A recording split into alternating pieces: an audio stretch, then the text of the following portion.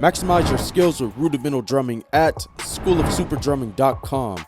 The link is in the description. When it comes to the juggle toss, there's really a couple of things you really want to get down, and that's the actual toss and then the exchange of stick from the left hand to the right hand. As far as how fast to do it, it really depends on how high you throw the stick. The lower you toss the stick in the air, the faster you're going to have to do the exchange. And the higher you toss the stick in the air, the slower you're going to go with the exchange. That way you can keep pace with the rhythm. First, going over the exchange from the left hand and the right hand. After the first beat off of the left hand, you're going to grab the stick with your right hand, and then you're going to do another beat with the butt of the stick during the exchange. So as soon as you exchange the stick, that's when you hit the drum. You want to make sure you grab the stick more closer to the middle so that way you can get full control over the stick, which then you're going to want your fulcrum point to be close to where you normally have it during traditional grip. When it comes to tossing the stick in the air, there are two rules that you should always follow. The first rule is to not be scared of the stick being in the air. The moment you start worrying about the stick being in the air is when the most mistakes happen, especially when it comes to hitting you in the face. You can't worry about that. The second rule, and also very important, is to not worry about dropping the stick. It's most likely that you're going to drop the stick, especially if it's your first time tossing the stick in the air or trying any stick trick for that matter. But you can't be afraid to drop the stick. As far as how to toss a stick, you're going to toss it from your right hand. And how to toss it from your right hand, you're going to make sure you underthrow it. And also, you're going to want your stick in a horizontal position when tossing it. That way, when you catch it in your left hand, it should fall in a traditional grip position.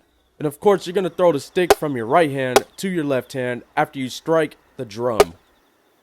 Putting together the exchange and the toss, we're going to do 3 beats first. As soon as you strike the stick with your right hand, you're going to do an under toss with your right hand to your left hand. And after you do a right hand stroke, you're going to do a left hand stroke, and then you're going to do the exchange to your right hand right after that, following it up with a right hand stroke with the butt of your stick. And by then you should catch the stick in your left hand that was tossed from your right hand. And you're going to want to make sure that you have enough air in the stick so that you can do the exchange in time.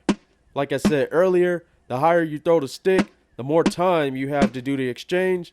The lower you throw the stick, the less time you have to do the exchange, which means the exchange is going to be either slow or fast. Once you master the first 3 strokes, the last 3 strokes are pretty simple. You're going to backstick off your left hand, and then you're going to do another stroke off the right hand with the butt of your stick, follow it by a right-handed half flip, and then you're going to do one more stroke off of your left hand. And that pretty much completes the cycle of the juggle toss.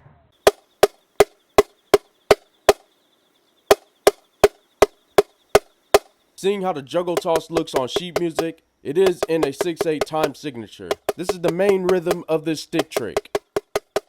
You can see the actual word juggle toss, so that way you know when to do it. And of course, the diamond note heads means it's going to be some backsticking, or the beats are going to be played with the butt of the stick.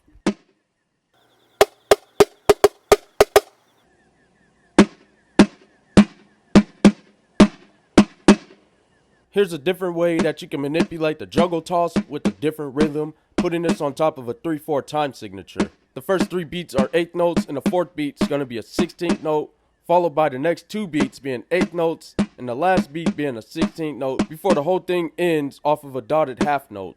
But of course, you can repeat the cycle over and over again. And when it comes to the sticking, be careful with the last 2 beats before ending it into the next measure. The last 2 beats are left hands.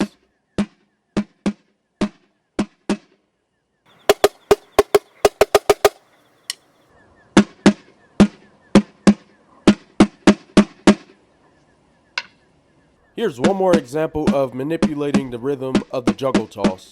It is a bit more advanced than the first 2 examples. You got the 16th notes followed by an 8th note, and then you got an 8th note backstick followed by a 16th note backstick followed by another 8th note backstick. And then the last 4 beats are 16th note based. It is a single mill, which is basically a reversed paradiddle. And then you'll end the whole thing on a dotted half note.